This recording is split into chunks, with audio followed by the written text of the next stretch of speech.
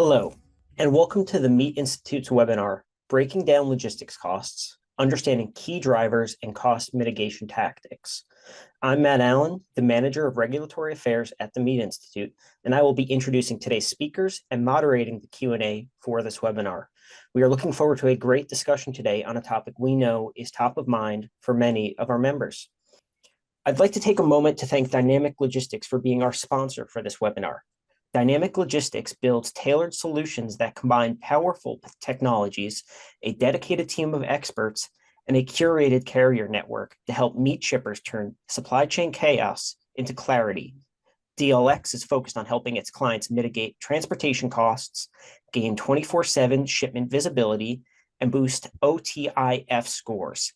With their XTMS technology, you can effortlessly get the best rate, consolidate orders into full truckloads, rework loads in seconds, store documents electronically, and automate all kinds of reporting. Their powerful integration capabilities give their clients end-to-end connectivity throughout all their systems, and their freight audit and pay team guarantees that their clients never pay more than they should. With DLX 24/7 operations team, you'll always get the top-tier support you deserve, whether it be day or night. We greatly appreciate their support in bringing this valuable topic to Meat Institute members. I'd like to now introduce today's speakers, George Shergin and Tad Miranda with Dynamic Logistics and Creekstone Farms Premium Beef. George Shergin is the Chief Client Officer at Dynamic Logistics, a third-party logistics provider based in Overland Park, Kansas, that combines world-class technology with stellar personal service. He plays a critical role in delivering data-driven insights and personalized support to clients, giving them the confidence to make smarter supply chain decisions. After working in logistics since 2002, George's background includes valuable knowledge in client relations, corporate leadership, strategic planning, operations, and yield management. A Missouri native, George holds a Bachelor of Science in Management from Baker University. He enjoys spending time with his wife, watching his sons play sports, cheering on his daughter at dance competitions, and playing golf when time allows. Tad Miranda is Director of Shared Services at Creekstone Farms Premium Beef, where he oversees transportation operations and business analysis. In this role, he has implemented systems to improve on-time delivery and reduce shipping costs, allowing him to focus on plant operations such as purchasing, warehousing, material and equipment handling, and continuous improvement. Prior to joining Creekstone Farms, Tad served as an industrial engineer at Tyson Foods and held positions as an industrial engineer and operations manager at Farmland Foods, and is a graduate of The Ohio State University. Thank you for being with us today, and feel free to take it away. Awesome. Appreciate that, Matthew. Thank you for the introduction. So George Shergin, obviously the Chief Client Officer here at DLX, and I appreciate the opportunity to get to talk to you all today kind of about some things we want to cover overall with this presentation is really looking at three factors, right? Your external cost drivers in your supply chain, some of those internal costs as well that come in that you're not necessarily looking at, as well as what can we do to help mitigate some of those costs, right? So Tad and I are going to walk through this presentation together and kind of tag team some questions and answers as we go forward, but ultimately want to give you a good breakdown of some of the factors that you can help mitigate to really help control your cost and your overall supply chain. So this first look is kind of looking at logistics costs across the board, right? So when you take a look at some visible costs versus hidden costs, our job at DLX is really to uncover some of those hidden costs, right, to the shipper that looks at those visible costs on a day-to-day basis. So your line haul rates, your fuel costs, your accessorial fees, all of those are costs that are usually in front of a client or a shipper on an everyday basis. But we really got to identify what are some of those hidden costs that we can really dig a little bit deeper and uncover some opportunities to help us control some cost, right? So when you look at load planning or tracking and tracing, carrier scorecards, all of those and all those factors that you're looking at there under the hidden cost can have a big impact on your overall cost and expense that you might not be measuring or looking at on an everyday basis. So how do we use some of these key things, whether it's designing and measuring KPIs, whether it's looking at different sourcing of different equipment and claims management, how can we look at those a little bit different under that hidden cost to really help control your cost outside of what you're seeing every day, right, in your supply chain. So it's very important as a partner that we partner with the customers that we're kind of taking a deeper look. And Tad can probably jump into a little bit of those examples as we look and uncover some of those hard costs and soft cost savings that are related to his business and what some of the things we were able to accomplish. Yeah, just as a little bit of a quick background, in my role, I covered several areas, probably 6 different areas: purchasing, cold storage, transportation was probably one of 7 areas that I had. And I had a team of 3 people under me that also focused on transportation. Um, we're a beef company. We focused on beef production, and we're not a transportation company. And we just skimmed the surface on our transportation costs and trying to control those. One of the things that DLX helped us right on with as far as a hard cost was we were paying some reefer fuel surcharges to some of our incumbent carriers, and we didn't know what was good and what wasn't good, what the market trends were. We tried to look into that with the time we had, but we have a carrier call us up and ask for a cost increase. We'd negotiate and end up with a cost increase. What DLX was able to do was help us leverage that. And one of the first things they did was get rid of those reefer fuel surcharges. And that was a huge impact on our transportation cost. Some soft costs are we didn't have a 24/7 after hours weekend coverage. So my team would take turns on the weekends, the holidays. I basically gave up on holidays in the transportation business. They don't exist. And since DLX has taken over, I can enjoy my holidays and get into my weekends. They basically have a 24/7 coverage, can deal with care issues, customer related issues 24/7. And that's one of the soft costs that you don't have a dollar to, but it adds to pain and suffering for your team that they have to deal with all the time. I think obviously working with you, Ted, collaborating on a lot of those things, right? Bringing some of those hidden costs to the table so we can evaluate it together and, find those opportunities that lie under the covers, right? That's the goal. So. Yeah, my team also did some of the auditing of the invoices, but I know we just skimmed the surface. Right. And DLX does a much better job of identifying hidden costs there that we shouldn't have been getting charged in the first place. So when we're looking at total transportation costs, typically we look at it around 8 to 10% of your total company revenue when we're measuring some of that cost and what your freight spend is against your total revenue spend. So that average is about 1 to 3 hours of those shipments that takes to execute. So you're talking about 300 hours. And so we're really trying to uncover the opportunity in here to help mitigate, the hours of being spent, what Tad referred to earlier, his team dealing with the minutia of day-to-day tracking and tracing, executing loads, finding carriers. We're trying to eliminate a lot of that stuff so they can focus on what they're good at, right? And that's producing and manufacturing the beef on their side. So our goal is to help them identify where we can find some opportunities to cut costs and save costs on their side outside of maybe the freight spend or outside of the carrier cost, right? So the average hours it takes to manage those shipments, those hours have to go somewhere. And so we're really working with them. We've put a team in place to help navigate a lot of that freight spend and those shipments for Tad and his team, again, so that they can concentrate on the things that they want to concentrate on and utilizing a lot of the tools and accessorial reporting and different reports that we've built in the Microsoft BI tool to help them be a smarter shipper in the workplace. So Tad, I don't know if you want to talk about some of those things we were able to identify. I mean, one thing that comes to mind there, one of the things you really helped me with the Power BI, especially, I used to spend hours, weekends actually, putting together reports for our executive team on where our transportation costs were and just trying to make sure we were charging for freight on board correctly and not getting negatively being impacted by that. Now I spend hours doing that. I don't have to do that anymore. The Power BI, it's right there. We got it broke down to the customer. We actually know our costs to each customer, and we can make sure that our freight costs are adjusted accordingly now. That was a huge improvement for us. Yeah, looking at that. So over the next couple slides, I'm going to kind of get into some external cost drivers and some tools and things that we use internally to really identify what the market potentially is going to do. It doesn't necessarily disrupt how the operation runs day to day for a lot of customers, but ultimately, what is the freight market going to do from a capacity standpoint, availability standpoint, so that we can really get out in front of it, right? Identify some of the issues and maybe some of the risks that might be out there that we can help eliminate for our clients. So we invest in a lot of tools, whether it's sonar or DAT, to really dig into what's going on. And what we're looking at here is kind of the overall reefer contracted final pricing that's going on historically year over year.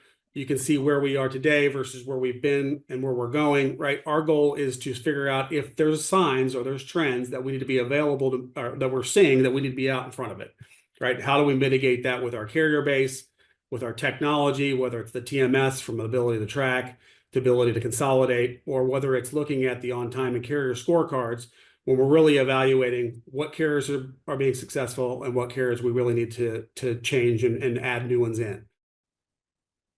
So this next slide to kind of give you a little bit of more of a breakdown around that outbound tender volume. And so why that's important information for us to look at is we're really trying to identify and understand what is out there from a volume perspective in the marketplace, because that volume has an impact right on capacity. And when capacity is up or down, that has an impact on rates and that impact on carriers that are in the marketplace that we can tender freight to. So we're looking at this on an ongoing basis, whether it's monthly or weekly, spending a lot of time with our customers and sharing this information with them. So we also look at the tender rejects as you look at that last graph there, and that's across the reefer index, or whether it's just across the outbound tender zone, how much freight is being rejected in the marketplace versus being accepted. That is also a sign, or it gives the impact of what could potentially come down, right? An indicator of what capacity might be doing. We're really taking a deeper look in there every week and every month and sharing that with our clients. This is another one we look at carrier authorities. This is directly impacting the availability in the marketplace from a capacity standpoint. So this is authorities coming into the market versus going out of the market. And that top graph you're looking at there, currently the high green there is back in the COVID era where we had a lot of capacity in the marketplace. There was a lot of carriers that were coming in to help secure some of that capacity because freight was unlimited. As we've seen demand go down, right, capacity go down, volume go down, the authorities are dropping out of the market and have begun to drop out of the market. So we're keeping a closer eye on this too, right? If you looked at this a couple quarters back, it might have looked completely different as it sits today, as authorities have dropped out based on the fact there's just not as much freight in the marketplace as we thought they were going to be in as we moved into 2025. And so that demand versus capacity ratio on that bottom graph is a very important stat for us to measure and look at, especially when we're dealing with the Creekstone business. So if you look at where the current demand versus capacity is today in this month, we're 7-to-1 versus where we were last year. We're actually a little bit tighter, right, in the marketplace. Nothing super concerning, but there's a lot of factors that are in the marketplace that potentially could have a negative impact on that capacity. So when that demand is more than what the capacity is in the marketplace, you have to be very strategic with your clients and as well as your carriers, so that you're securing that capacity, and those carriers are not jumping and moving into somebody else that's going to pay them a little bit more based on the availability in the marketplace. And this is another one. This is through the DAT. So this is through DAT, that reefer to truckload ratio you're looking at there. They're measuring this for us on a monthly basis. And so we'll go out there and look at how we're trending. Again, you can see there that we are up. If that blue line is 2025 versus the green line 2024, that shows me the capacity is tighter versus what we saw last year. Again, why it's very important for us to make sure we're measuring and utilizing the carriers that are going to be there when we need them, and we're dedicating those core DLX carriers or using a combination of incumbent carriers that our clients bring on board, because our goal is never to disrupt the marketplace necessarily with our clients. We want to make sure that service is number one, and that's key for any client, especially in the meat world and you're shipping and you got frozen product, you got fresh product. You've got to make sure you're putting the right carriers on on your loads and not necessarily going out on what the spot or what the current contracted pricing market's doing. It's really based on your particular business. So obviously produce season is upon us. We all know that. We feel it every year. Those can cause fluctuations and changes in the marketplace, whether it's rates or whether it's increased rejections. Again, carrier relationships are very key for us here at DLX, and utilizing a combination of our core carrier base as well as our incumbents help us really eliminate and not necessarily susceptible to what's going on in the marketplace. Doesn't mean we're shielded completely, but our goal is to really mitigate any cost increase or cost changes within our client's network within that 6 months or year as we run RFPs by leveraging our spend with our carriers, leveraging the lanes that make sense for them, and utilizing them on an ongoing basis where they can help succeed for our clients. So Tad can kind of talk about a little bit of that as well as what we've done for him and his overall carrier mix, but utilizing his incumbents as well as some of our core carriers to help them develop a good relationship across the board. Yeah, sure. As I said earlier, we didn't have access to this, and I would research and try to find what the current markets are. I call our current carriers and get information from them, but it wasn't as detailed as what you get from DLX. They have a lot more resources to pull data from, and that data is very important for us for making our decisions in the future on our freight costs. But just I can talk about when we came on with DLX, I had tracked it. We knew what our freight cost was per pound on all our loads going out, including fuel and excluding fuel. And we set our benchmark on the number without the fuel. And DLX came in and said that they could do that and beat it. And I just put it out there. We were at 11 cents per pound before DLX took over. And since they've taken over, we stayed at 9 to 9.5 cents per pound without the fuel cost. And these numbers here, we know that's going to fluctuate, but we know that we're getting a fair price. And our number one goal when we first came on and we told DLX this was we want our customer service to be maintained. And as a result of that, we kept the current incumbent carriers that we had, moved over and became part of DLX, or in the process, all of them are. But that process has helped us leverage them to keep their costs honest. And that's what has gotten our costs down from 11 cents without fuel to 9.5 cents. So it's huge impact. Yeah, it's a great collaboration, a great example of utilizing your expertise on your side and leveraging the carrier spend to really help, right, to your point, make it a competitive environment for your incumbents, right? Making sure that they're paying a fair price. Yeah. Right. So the next couple slides, we're going to look at and talk about some internal costs. So if you think about you as a shipper, what's in the marketplace you're managing on a freight side, some of these internal costs outside of a partner like DLX helping you, but these are some of the costs that you're running into that maybe you're not necessarily accounting for in your budget and your plan, but things that you need to be aware of and making sure you're taking account for and how we can potentially help you on that going forward. So you can go to the next one. So let's look at managing shipments, right? So we talk about that, how can technology help us reduce our overall cost, right? When it comes to, getting quotes or, email quotes or call carriers for quotes or comparing rates through Excel files and Excel sheets. Again, calling carriers and creating those shipment managing documentation, whether it's through Excel, whether it's through Word, whether it's through PDF, all those are different templates that you're using to help really see what's going on within your supply chain and within your freight network, whether it's daily, monthly or quarterly. How do you measure those? And you're using all these tools, so even tracking and tracing shipments, right? So you're picking up the phone, you're calling, where's my truck? Or maybe you're going on the carrier's website trying to track that freight. Those are all time consuming, and that can take a lot of time, as well as setting up appointments and trying to get those top appointments at some of these retail stores where you're delivering product. That is very time consuming work. And those are a lot of things we at DLX take a lot of pride in to help our clients mitigate some of that time. So again, they can get back and focusing on what they're really good at. So utilizing our TMS and our technology, everything you're seeing on this page here can be done in one system, right? So from entering your shipments to getting your rates to tendering your freight to creating the manifest to planning the loads, right? All reworking and track, everything is done in one technology and one system. So the efficiencies you're going to gain from being able to manage that within a TMS or a portfolio or a profile is really going to save you a lot in the long run. So I don't know if Ted, you want to kind of talk about some of the hours and things we've been able to help mitigate from your side, right? And your team by just introducing the TMS, right? So some of the things outside of what does the TMS really provide that you didn't get before? Exactly. I had a team of 3 people, like I said. One was focused on the invoicing, which that was 100% of her job. The other 2 were focused on taking orders and tying loads. And they would spend 60, 70 hours a week doing this because they were constantly reworking things. One of the unique things about Creekstone is we deal with last minute orders and shipments. We'll get an order in today that's got to be there in 2 days or tomorrow. Well, DLX has done a good job adjusting to that, but so did my team. But DLX process with their load time software is much more efficient than my people manually going in and doing that.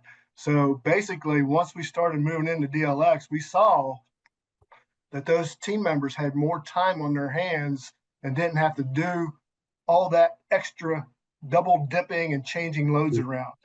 They handle that on their own now. The other thing was especially on the weekends, 80% of our loads ship over the weekend for early Monday deliveries. So that time on the weekends and then on Monday mornings, we have customer service reps in our sales department. They were constantly, I was blown away by the amount of emails I got by "Where's my truck?" Because a lot of our carriers didn't communicate on time, or the communication didn't get to us that they were late. And we like to relay that to our customer before they call us going, "Where's my truck?" So there was a lot of time spent on that and a lot of wasted time figuring out where trucks were on Monday and Tuesday mornings that have gone away since DLX is handling all that over the weekend. And we've got our carriers understand what the requirements are and the communication needs are. And basically, I come into Monday morning now and there's majorly no issues. So the emails have gone from that. Yeah. Gets rid of that busy work, Exactly. Yeah. It was non-value added activity. Right. Exactly. So this is a good and core competency. Obviously, we have it at DLX, but a lot of times, from a reporting standpoint, clients are struggling to get that data and understanding that data in real time. You can get it, and sometimes it takes a little bit longer, or pulling it from multiple different systems and trying to put it into a pivot table and crunch the numbers and evaluate how your costs are going and maybe your carrier scorecards and your overall freight on and pay scenario, what kind of Tad talked about earlier. What does that look like from a manual process, right? It takes a lot of time. So real-time reporting, whether it's using what we have as Microsoft BI or some of the other tools that are in the marketplace, can pull you into that data a lot faster, and you can get out in front of some of the issues that maybe you didn't know until you already paid them, right? So this is really helping us identify some of those gaps and building those key metrics for clients and KPIs that we can, you can measure more on an ongoing basis, whether it's the monthly, weekly, or even down to the quarterly level. You're able to really break down the data and focus on, customer specific lanes, carrier specific lanes, your weight utilization, or whether you're looking measuring the cost per pound, to Tad's point, how his company measures it. There's many factors that we can build, and it's a very customizable tool to really help you identify the gaps in some of the areas of your supply chain that you might not have realized that you had, right? So data is key, insight is key. It's very important, if you don't have it today, that you're finding a way to really identify and build this out to be more of a robust system within your own network, because it really helps drive a lot of the factors out that maybe you're not aware of. So, I know Tad's an avid user of the Microsoft BI that we have, and, I don't want to jump on him. He can probably kind of talk about it more than I can, but ultimately, I know it's been able to give him the insight that he talked about earlier. He can share with his leadership team, and they can go over those data real time, right? Yeah, I was amazed. I would spend, like you said, I would spend a weekend putting numbers together, and I did it a lot. I don't have to do that anymore. But what was great about this was that we asked for specific KPIs to be measured, and DLX is able to put that in our dashboard and that we use in our Power BI. So I know what percent of our program loads are under 5,000 pounds. I know what percent of our commodity loads are under 10,000 pounds. That is key for us in driving where we need to be spending our time. And the other thing they do for us also is basically the accessorial costs. When you're looking at lumper fees, you can go and see where there's a specific customer where you're getting charged more lumper fees than another. And we can look for other distributors then to get away from that. And these are things we didn't have insight into before, without me having to go through a lot of data extrapolation from pulling out of our ERP and then putting it in a spreadsheet and creating pivot charts. I don't have to do that now. That's right there for me to see in real time. Average weight's another one. We monitor that very closely because it impacts your cost per pound. And all those numbers are right up there real time. And it helps out even Jacob, who's our main contact with our sales now and me. We can see what's going on, and Jacob can reach out to the sales guys, ask them, hey, can we move this to this day so I can tie it and put a full load together? Those things were happening before, but not to the degree they are now because they weren't that visible. Yeah. Well, I think what's really one really cool report we're able to build, really for your sales folks, right, is that cost per pound sales grid, by the Right. state to state or point to point matrix, or where they're By the looking at customer, obviously by the sales, right? customer. Sales is always trying to close new deals. And so one thing you got to make sure you're accounting for is the freight cost. And so this is a quick tool for his team to go in and really identify what is my average cost per pound going to these markets, so that when I'm pricing out the cost of the beef, I'm accounting for, right, the overall freight cost. So that was a really cool report. I know your sales uses, right? So Yeah. And that's one of the things we monitor every week is our freight variance. And our freight variance has not been negative since we've moved to DLX. yeah, it's awesome. So we talked about this a little bit earlier, but freight audit and pay is another, external factor that, or internal factor when you think about those costs, right? When you get all the carrier invoices that are coming in, you're paying those carrier invoices each individually. You don't necessarily have a system that's measuring what the carrier rate is in the system versus what that invoice cost is. All those corrections and all those variations can be missed a lot of times. And so a lot of times clients are paying probably more than they should have, right? If you were catching it on the front end. So utilizing our technology and our freight audit reporting team has really helped combine and mitigated a lot of costs, but also have combined a lot of things into one, right? So we send a one consolidated invoice to the customer, ultimately including all the carrier invoices we've already paid, and sending them one invoice to that goes to DLX that pays for everything. So they're not individually paying all those, going through individual carrier invoices and mitigating those or evaluating those.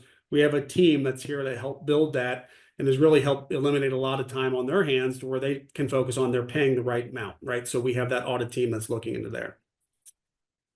Kind of covers around claims management, which is another internal cost, right? When you think about claims, you're always going to have them. If you ship product, a lot of times freight is going to get damaged. It's just the nature of the business. But what that causes and that creates is there's a lot of manual steps that have to be taken outside if you have a technology that's really helping you control that. Building or getting the pictures for the load, making sure you have all the right documentation for that load, calling the carriers and consistently hounding them for where's my payment, or working with your insurance company. Those can take an average of 90 plus days. In fact, carriers have 120 days to respond, right? Whether they want to pay, decline, or not pay that claim. So that takes a lot of time, and a lot of DLX here. We take pride in the claims process. We use a technology. Everything is through a system. Everything is on the internet. Everything's easy and kept in one source. So from your documentation to your pictures, all of that is in one data point. We have reporting that we've now been able to build through the Microsoft BI tool that we can share and send to our customer. And we're also using this to help making sure we're measuring our carriers from a technology standpoint and on-time scoring. So that it goes into that overall technology. So it's very key for this to be something that you're looking at. And I know that we've been able to find and improve some processes with you guys at Creekstone. You spend a lot of time. I think the ladies prior were digging in through and going through a lot of documentation and hounding carriers, taking them out of the day-to-day, right? So I don't know if you want to kind of talk to some of the things we're able to help mitigate here, but this is around that claim stuff. No, actually, the claims process now is much smoother. Before it was myself or my team that had to dig into that and bird dog the carriers to get things resolved. And usually ended up being me if it was a high dollar amount. Yeah. And a lot of these OS&Ds now are all handled by Jake and his team, the small ones, overages, shortages, the damages. That's the easy ones. We take care of that. Jake takes care of that. He gets approval from our sales or myself, and we move on if there's a damaged case, and we, whether to dispose of it or Yeah. sales sometimes can sell it to the next stop if it's on that load. So those work out really good. That communication's seamless now. It's like DLX is a partner and part of the team with Creekstone on claims, and our claims department that we have now primarily deal with, quality issues. They don't deal with truck claims as much. That's pretty much handled by DLX now. Our claims department has a direct contact with DLX's claim department, and things move very quickly. Yeah. I think our average pay terms are like 30 days, 31, 35 days with Yeah, getting exactly. Creekstone Actually, claims paid. we had an issue that was more of the product had to be repalletized on the truck, Yeah. and the carrier was dead against not even wanting to do that. And Jake and I talked, and then Jake reached out to the carrier. We actually mitigated that to where they paid more 2/3 of it, and we ate the other third, which was better than what we were going to get before. We wouldn't have Right. gotten anything out of that before. Yeah. So Yeah, it's a true partnership, right? We're trying to figure out where we can, it's a win-win for both parties at the end. So you can go to the next one. So the next couple slides, we're going to kind of talk about some of the things you potentially can do, right, as a shipper to help control some of those costs or really drive out some additional costs within your network and your supply chain. So that next slide, this is going to get into potentially RFPs, right? So requests for proposal from a rate perspective, we are, and do this for Creekstone, but it's one thing that a lot of shippers necessarily don't do on a consistent basis. But it's very important when you do this, you're looking at the overall cost and comparing that to what's going on in the market, as well as what your core carriers and your incumbent carriers are pricing your lanes at from a capacity standpoint. So we have to do this, and we look at this. Sometimes we do it on a biannual basis, depending on what the market's doing. We might do it every year, but typically it's a 6-month process, and we're evaluating and looking at every lane that is frequent in nature, right? So it's a repetitive lane, that volume moves consistently.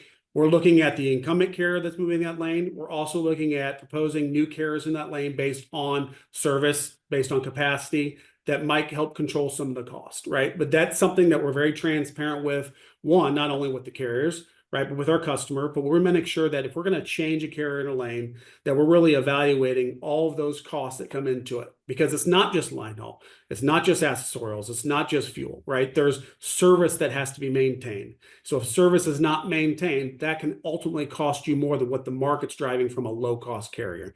Not all customers and most customers want that cheap carrier because they know it's going to prevent them from getting their product there on time.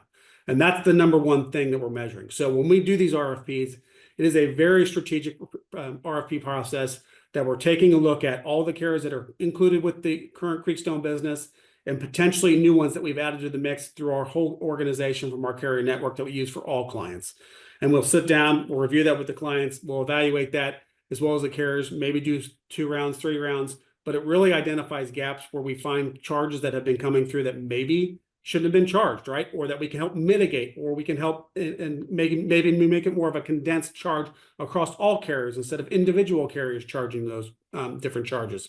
So we've worked with Tad and his team excessively on this, and some of the things he probably can speak to is just that. Again, we're going to go back to that rig for fuel, but there's other charges that we've been able to help mitigate by doing some of these and driving it to the forefront. Yeah. Well, like when we first started talking to DLX, and we talked a long time before we signed an agreement with DLX. One of our key issues was we had about, at that time, 12 carriers that were doing a fantastic job for us. Our customers had a relationship with them. We did not want to lose that. Right. And then we probably had 2 or 3 carriers that were basically spot buys. We'd go out on the spot market and get carriers. And most of that was our last minute stuff. And that's where the opportunity came in for DLX to come in and take over the spot buys or the broker part of it and help us out. And they also, we require drop trailers. So we require to have at least, depending on what we're doing, 75% of our loads ship on the weekend, or 80. So we have to load ahead of time. We don't have the capacity to store that in our DC. So we'll carry probably 60% of the trailers that we need all the time. So we require drop trailer to be on the lot at all times. And those main carriers that we had on, we asked DLX to take them on as our carriers. And that's where they helped us get those reefer fuel surcharges. Those came about during COVID. And we never could get rid of them. It seemed like more carriers were starting to add them on to us. And that's where DLX came in first with the spot buy, and we were able to get a lower cost on that and better service. And then they started going after what we were getting charged by our incumbents, but keeping those incumbents in because they had that relationship with our customers and they provided such good service and on-time deliveries. So they were able then to leverage them, and there were some difficult phone calls, and I got some phone calls, but they understood that that's the direction we were going, and we got them to get rid of those reefer fuel surcharges. Then after that, we've gone into what the market's doing and making sure that our cost per mile is in line with what it should be. And we're still working on that. We're working on now how we're going to measure that going forward. And I think we've come up with a pretty good process to do that. I don't want to go into that, but I think we got a good process there to keep our costs in line.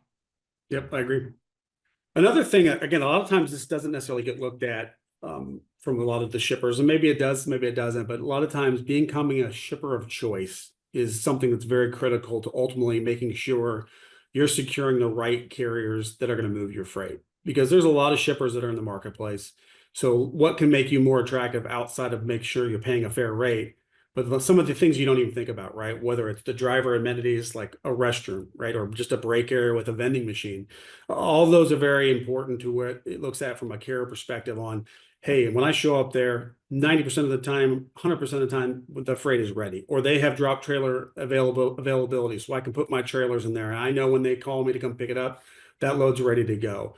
That clear communication, whether it's through us or through the technology, ensuring that, when we tell them it's ready, or giving them the right instructions on this is the door you need to go to. So they're not wasting their time, avoiding those last minute changes. And the most critical thing is the carrier payment, making sure those carriers, if they're performing a service, that they're getting paid on time. That is one thing that a carrier will look at, and they're scorecarding a shipper just as much as you're scorecarding them, right? So if you're not hitting all of these different key stats, and ultimately you're paying them outside of that 30-day mark, which most carriers anywhere from 15 to 30-day payment terms, that they're going to go to someone else who's going to pay them on time. And that is very critical, especially when it comes to capacity and when it's tight in the marketplace and you're really scrambling to find those carriers.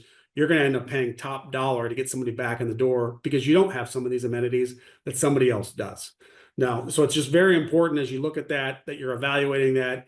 If there's ways you can improve on making sure that communication or making sure that freight's ready, that's how you become really that shipper of choice, and it really helps you in the long run.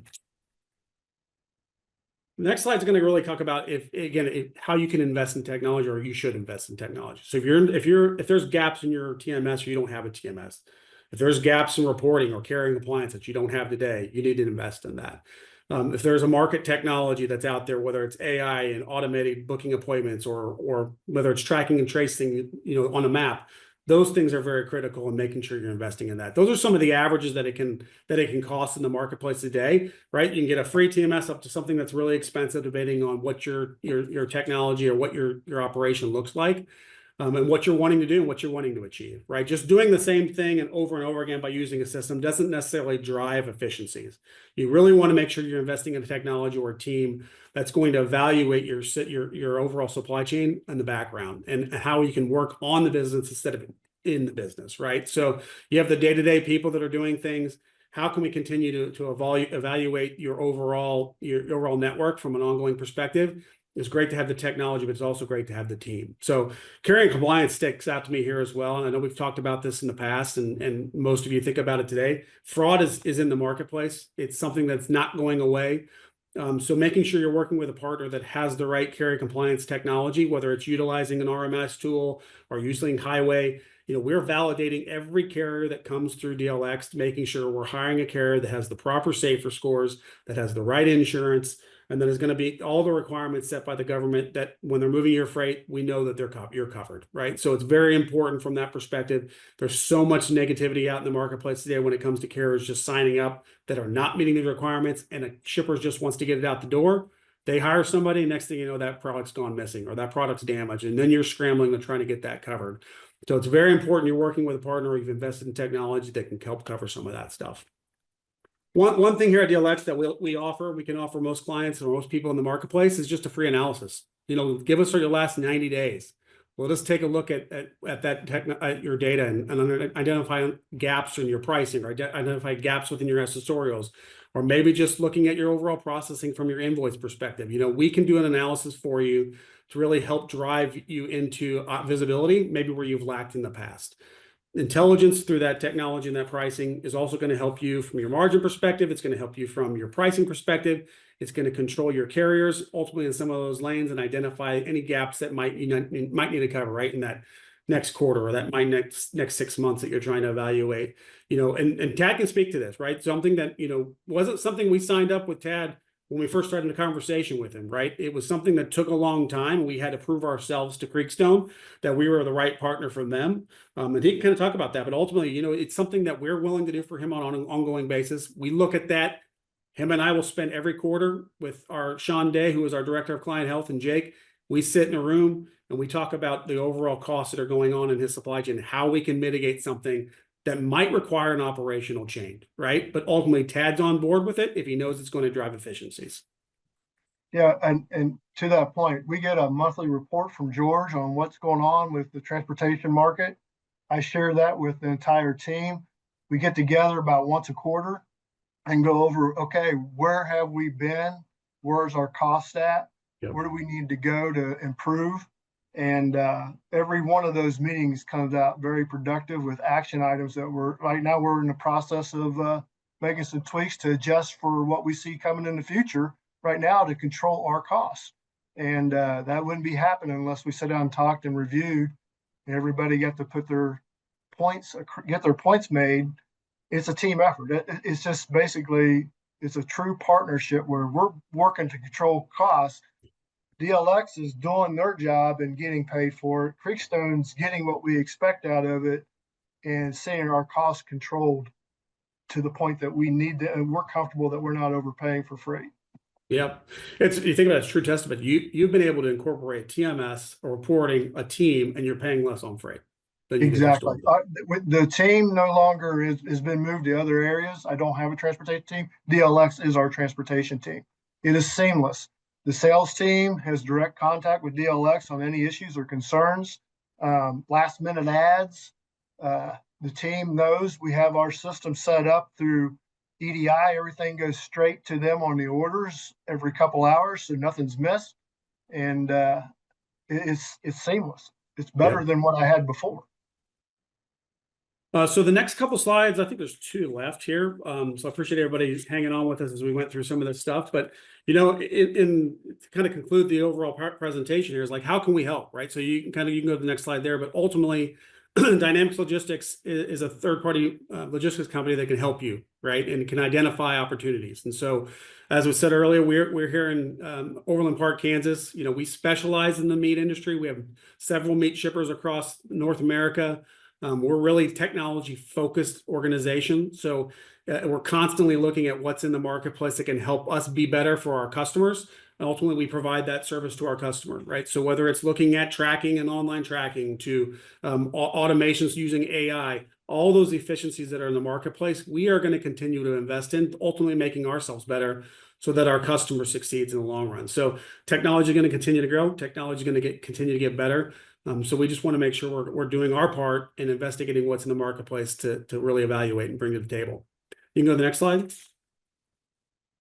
So we ultimately we're using our TMS platform. It's surrounded by all those different things you're seeing on the page here, right? So what we want to do is making sure that the data source is the XTMS, is our TMS system, and that we're able to provide all the different insights to the overall supply chain that help you become that shipper of choice, that smart shipper, and making sure you're continuing to evolve your solution so that you can get better over the years. It's not just the same solution year after year. It's what are some of the things that we can use by utilizing all these things that you see on this table, on this slide, to really help evaluate and become a better shipper.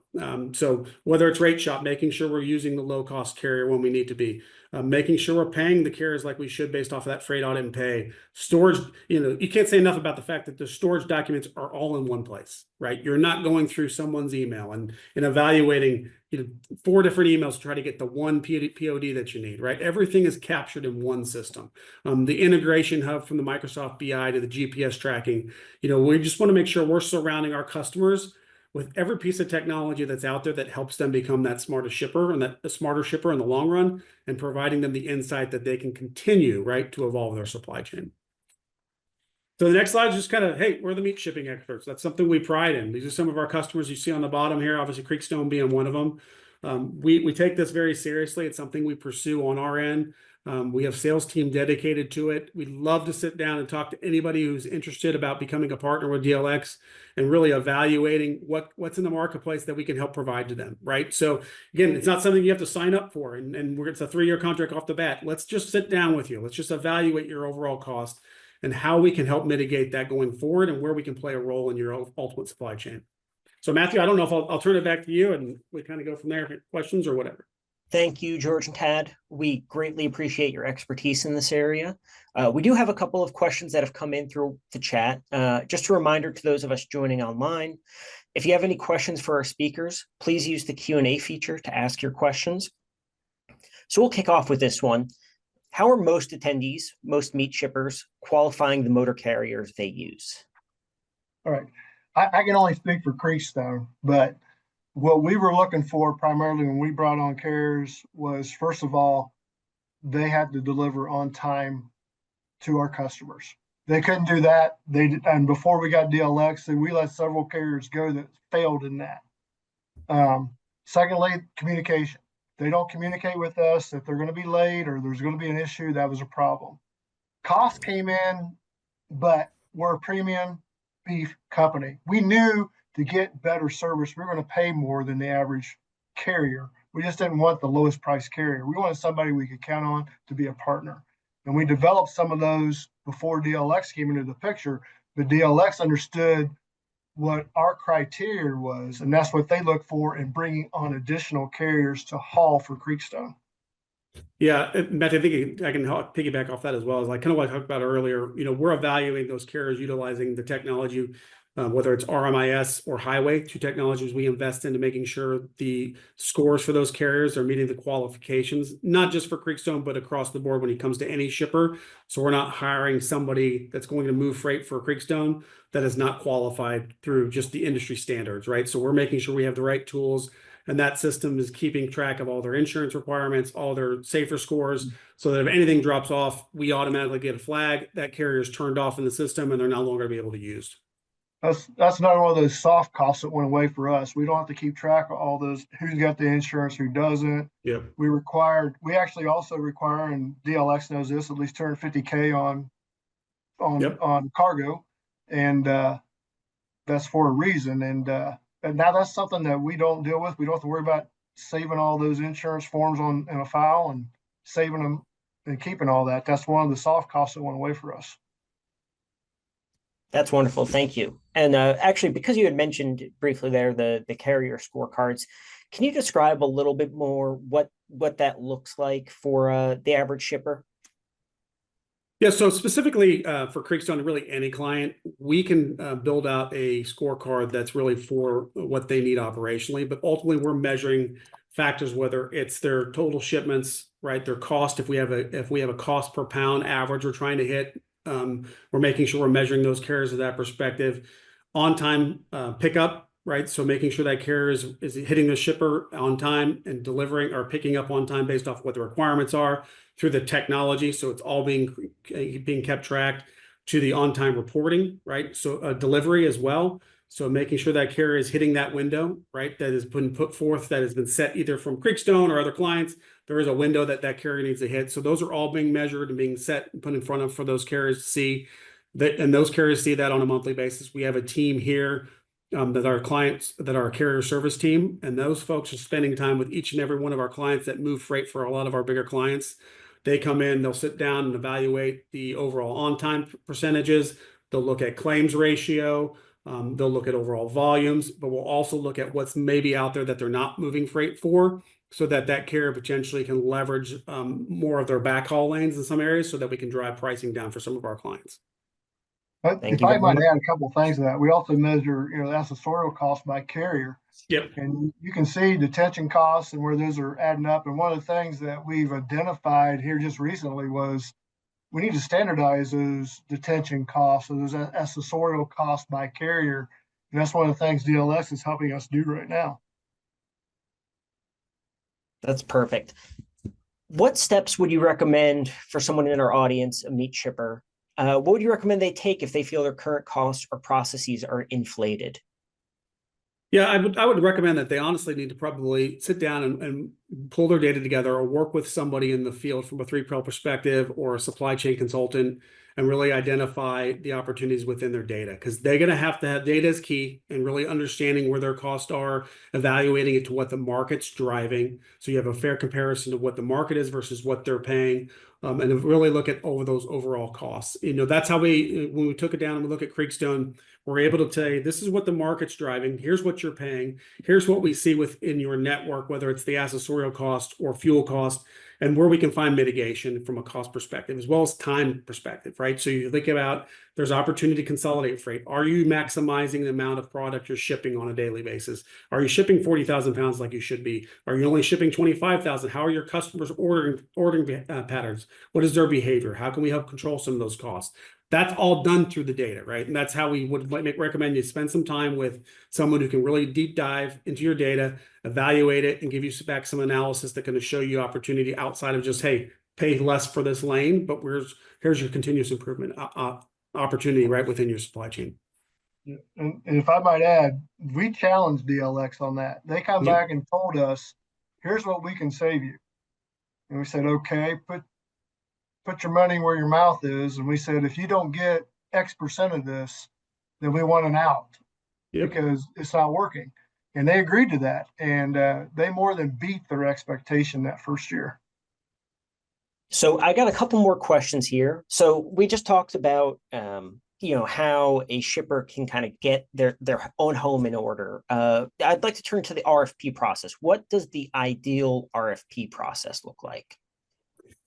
So in our stance, we'll take a look at historic data. Usually it'll take 6 months of data. We'll put that into a template that's a carrier template that we've worked with every one of our incumbents and core carriers, making sure it's a systematic thing that they can use that's easy for them to understand what their costs are. It's usually, we don't necessarily use a system, we use Excel, but we have our clients and our carriers that have signed off on this potential proposal. And we'll look at what they paid historically, what the market is, and then we'll send that benchmark out to those carriers so they have an idea what they're pricing at. And then we'll go for one round, right? We'll sit down, we'll evaluate that pricing. We'll provide feedback to the carrier on where they stand versus the market versus where they were historically, or maybe where they are versus a new competitor that's come into the mix, right, in that particular lane. And then we'll go another round, right? We'll send it back to the carrier, let the carrier provide some additional insight, what they're looking for after that second round and where they compare. And then at that point, we've assigned the carrier, we've evaluated what carrier we're going to use, and then we'll spend time with our customer to say, here's the carrier that's going to be on that lane. Is it going to change overall? Or if it's not going to change, there's operational calls, there's requirements that have to be set, but it's a very much in front of you. Everybody's involved from the customer to the carrier. Nothing is necessarily hidden, but making sure that you're just evaluating what they paid historically, but also comparing what the market's driving. I think that's sometimes what's missed is you'll go out and you'll ask carriers to price it, but you're not looking at what the market's doing, not just today, right? But like 3 or 4 months from now, what is the market going to drive? And is it the right time to even go out to bid? Right? Those are things you need to make sure you're evaluating as well, because a lot of times if you go out to bid too early, all you're doing is getting increases from carriers, right? So it's a strategic play, utilizing your core carrier partners, your incumbents, as well as your customers to be strategic on how you approach it. Are there any specific supply chain design changes that can be made to lead to long-term cost reductions? Yeah, I mean, I think if you think about what's happening in the marketplace today, it's really going to be from a tracking perspective, which has really gotten robust over the last 2 years. If you think about the technology from a standpoint of being able to actually see where your truck is going down the road and actually having temperature gauges, whether you have a reefer equipment or not, that's being also tracked on that same device, right? So that helps mitigate any type of cost from a claims perspective where, hey, Mr. Carrier, you're outside of what you should have been based on the parameters. We can use that to help validate that, and it helps control costs for customers as well. It helps carriers, right, in the long run to prove that they have done what they were asked to do based on those parameters. So that's something that's going to continue to evolve, I think. I think you're going to see AI technology continue to develop in the supply chain, especially in the meat world or the produce world, whatever it might be, because of the fact that there is a technology out there from appointment perspective. That's one of the most mind-numbing things, is trying to set up appointments at some of these locations. And I think there's some really cool technology that's out there that we've invested in that will help us get that first appointment of choice and not necessarily throwing labor at it. I think you're going to continue to see that evolve and get better as we move forward. But again, that's the fun thing about working in the transportation environment. Things could change tomorrow, right? And it just, how do you develop and how you adapt to that? It's just so important for us to stay in tune with what's going on in the market, investing in the technologies that are out there. But those are the two things I see definitely in the next 1.5 to 2 years that are going to continue to get better and grow. That's perfect. And I think actually you touched on what might have been my final question about some emerging trends and innovations. Out of if in the last few minutes we have to spare, or anything again in this 3 to 5 year windows, or anything you think might be coming down the pike and that our shipper should be aware of? No, I think some of the things we just talked about, but I think you're going to see some better technology when it comes to fraudulent carriers. I think that's going to evolve too, probably over the next 1.5 to 2 years. It's just getting worse, which is, you think about the market we're in today versus what it was 10 years ago, it's worse. And you have better technology from a tracking perspective, but still, there is a validation piece that has to be continue to evolve, I think. And I think you're going to see companies that come out that are going to really help drive some better efficiencies when it comes to signing carriers. Excellent. Well, one last time, thank you, George and Tad, for your time today. Thank you to Dynamic Logistics for sponsoring this webinar. I think this was an excellent walkthrough of how meat shippers can manage their logistics costs. The Meat Institute has more great educational content coming up. Check out the events page at the Meat Institute website. The QR code on this slide will take you directly to our events page. So I invite you all to scan this with your phone now to check the website out and sign up for your next event. This concludes today's webinar. We hope to see many of you again at future Meat Institute events. Thank you.